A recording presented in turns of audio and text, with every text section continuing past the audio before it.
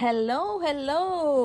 Mga friends, tingnan nyo ang bunga ng peach. Ang dami. At hinog na siya. Hinog na. Tingnan nyo. Malambot na. Yan. Kaya lang, ang dami ko nang napitas. So, mamaya na lang.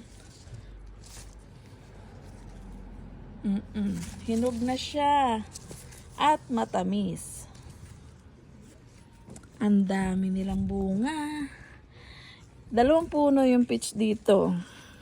Masarap siya pagkuwan, hindi pa malambot kasi crunchy na manamis-namis na maasim-asim.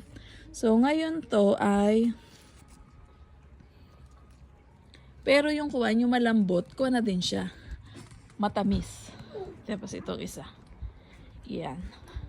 Ito pang another peach. Ayan, ang dami!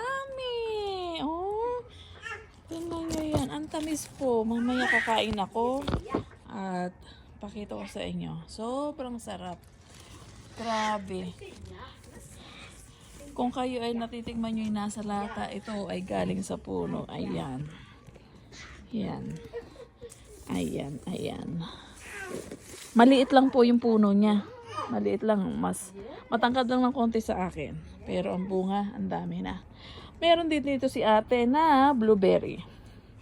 Iyan. Next year, mas malalaki na yung bunga niyan. Ngayon kasi maliliit pa kasi bago pa lang po yung puno na yung tinanim ngayon. At yeah. Tapos iyan. Matamis. Ito pa. So, marami siyang puno ng blueberry. Maliit siya pero matamis.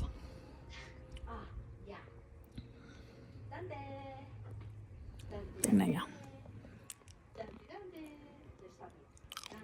Sarap. At mayroon pa din dito na guava pear. Guava pear. Ito yung last year kong binlag. Ito po. Ang dami-dami na. Nagkuha na yung kanyang puno. Nagyung-yung na kasi sa dami ng bunga. Ayan. Ayan. Ito naman yung mansanas. Ito po mansanas, napakarami din bunga. So, mababa pa lang siya, pero marami na siyang bunga. Hindi pa hinog yung mansanas, so waiting pa po kami.